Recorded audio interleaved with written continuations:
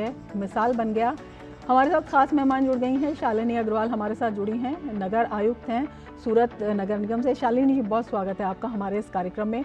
और सबसे पहले हम यही आपसे जानना चाहेंगे किस तरह से, क्योंकि अगर हम सूरत की बात करते हैं तो सूरत जो है स्वच्छता लक्ष्यों को प्राप्त करने में अग्रणी रहा है। किस तरह से ये पूरा काम किया गया और किस तरह से ये जो सर्वेक्षण पुरस्कार हैं इनकी शुरुआत ये अपने आप में महत्वपूर्ण रही। सबसे पहले तो मैं आपको धन्यवाद कहना चाहूंगी कि आज इस मंच के मौके से मुझे स्वच्छ भारत मिशन के बारे में बात करने का मौका मिला। स्वच्छ भारत मिशन भारत के माननीय प्रधानमंत्री श्री ने शुरू किया था और तब से लेके अभी तक सूरत शहर में न सिर्फ कॉरपोरेशन बल्कि लोगों को इस मुहिम से जोड़ा गया है। इसके काफी सारे पहलू हैं स्वच्छ भारत मिशन के। पहला तो कि लोग अपने घरों में कचरे का सेग्रीगेशन करें और वेस्ट को एज अ रिसोर्स माना जाए, और उसके लिए बहुत ज्यादा जरूरी है कि वेट वेस्ट और ड्राई वेस्ट के रूप में उसका सेग्रीगेशन घरों से उसका स्टार्टिंग हो। उसके लिए हम लोगों ने यहाँ की महिलाओं को खास करके इस स्वच्छ भारत मिशन में जोड़ा है और उसका पूरा एक ऑनलाइन मॉनिटरिंग किया जाता है, जिसमें कि किस सोसाइटी किस घर से अच्छे से सेग्रीगेशन हो रहा है और कहाँ पे नहीं हो रहा, और वहां पे क्या इंटरवेंशंस किए जाने चाहिए, उसके बारे में कॉरपोरेशन लोगों के साथ में मिलकर कंटिन्यूस काम करता है।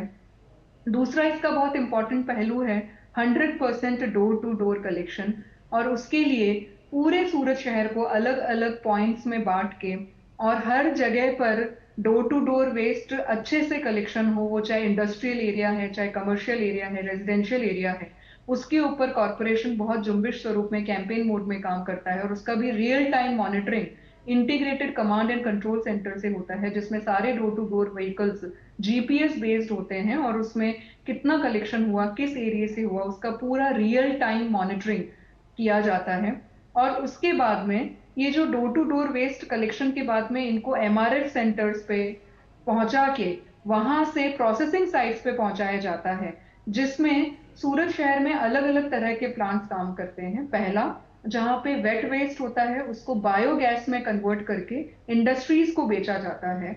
दूसरा, जो प्लास्टिक वेस्ट है उसके लिए पूरे सूरत शहर में से प्लास्टिक को कलेक्ट करके जो प्लास्टिक वेस्ट प्रोसेसिंग प्लांट है वहां से श्रेडेड प्लास्टिक करके उससे रोड्स बनाया जाता है। सूरत शहर ने पूरे भारत देश में पहल की थी कि श्रेडेड प्लास्टिक से रोड्स बनाने के लिए अभी तक 35 किलोमीटर के रोड बनाए जा चुके हैं और अब नेशनल हाईवे भी श्रेडेड प्लास्टिक को कंस्ट्रक्शन में यूज कर रहा है। उसके अलावा अलग अलग तरह के आइटम्स प्लास्टिक से बनाए जाते हैं और उनको फिर वापस से रीयूज एंड रिसाइकिल में यूज किया जाता है। तीसरा बहुत इंपॉर्टेंट कंपोनेंट होता है, क्योंकि सूरत शहर पूरे भारत देश का इकोनॉमिक हब है। पूरे भारत देश में से लोग यहाँ पे आते हैं और कंस्ट्रक्शन एक्टिविटीज बहुत बहुत सारी चलती रहती हैं, इंडस्ट्रियल कमर्शियल रेजिडेंशियल की। तो वो जो कंस्ट्रक्शन एंड डिमोलिशन वेस्ट है उसको बहुत साइंटिफिक वे में प्लांट्स पे लाके उसमें से अलग अलग मटेरियल्स बनाए जाते हैं, जैसे कि पेवर ब्लॉक, कंस्ट्रक्शन मटेरियल्स, और उनको सूरत महानगर पालिका 35% प्रोक्योर करके खुद के कंस्ट्रक्शन वर्क में यूज करती है और बाकी जो है प्राइवेट लोगों को बेचा जाता है। और उसके अलावा जो सूरत का मेन प्रोसेसिंग साइट है वहां से आरडीएफ बना के उसको सीमेंट प्लांट्स और अन्य प्लांट्स में बनाया जाता है, यूज किया जाता है।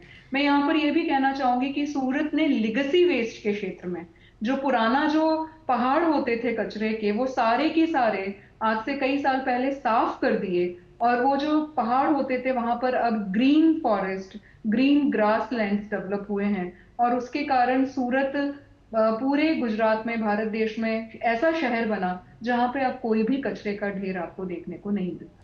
बिल्कुल शालिनी, जो आपने रिसाइकलिंग और रीयूज़ की बात बताई है और जिस तरह से एक मजबूत प्रणाली की बात बताई है जिसे आप बता रहे हैं कि सूरत ने ये डेवलप किया है और पूरे देश के लिए ये एक मॉडल की तरह साबित हो रहा है। अपने आप में स्वच्छता तो है ही, इसके साथ साथ ये रोजगार का और आमदनी का भी एक बड़ा जरिया वहाँ पर बन गया। बिल्कुल, क्योंकि इसमें कई सारे सेक्टर्स हैं जो एक साथ में जुड़े हुए हैं, जैसे कि रेक पिकर्स, और वो बहुत बड़ा सेक्टर है जो डोर टू डोर कलेक्शन में, सेग्रीगेशन में, और जहां पे इंडस्ट्रियल और कमर्शियल डेवलपमेंट हो रहा है वहां से कचरे को सुव्यवस्थित तरीके से कलेक्ट करके और प्रोसेसिंग साइट पे पहुंचाने का एक बहुत बड़ा माध्यम है। रेक पिकर्स के लिए बहुत सारी योजनाएं भारत सरकार की तरफ से भी बनाई गई हैं। उनके वेलफेयर के लिए भी बहुत सारी स्कीम्स बनाई गई हैं और वो इसमें बहुत इंपॉर्टेंट रोल प्ले कर रहे हैं। दूसरा जो है, जितने भी ये प्रोसेसिंग प्लांट्स हैं वहां पर काफी सारा मैन पावर उसमें इंगेज है जो इसमें काम करता है। तीसरा, इस कचरे को अलग अलग प्रोडक्टिव जो रिसोर्स बनाने के लिए काफी सारे लोग इसमें काम करते हैं। जैसे मैं एक एग्जांपल देना चाहूंगी कि सूरत में जो गणेश महोत्सव होता है वो बॉम्बे के बाद में सबसे बड़ी उसका यहाँ पे सेलिब्रेशन होता है। अप्रोक्सीमेटली 80,000 90,000 गणेश यहाँ पे बनाए जाते हैं।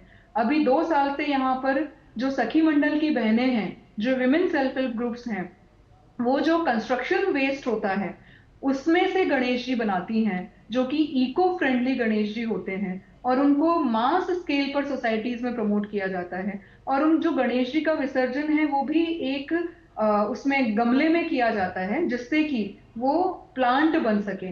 तो इस तरह के इको फ्रेंडली इनिशिएटिव्स जो हैं वो सखी मंडल की बहनें ले रही हैं। हमारे यहाँ पे काफी सारे जब सेलिब्रेशंस होते हैं, फेस्टिवल्स होते हैं, उसमें जो भी और अब आपको सीधे ले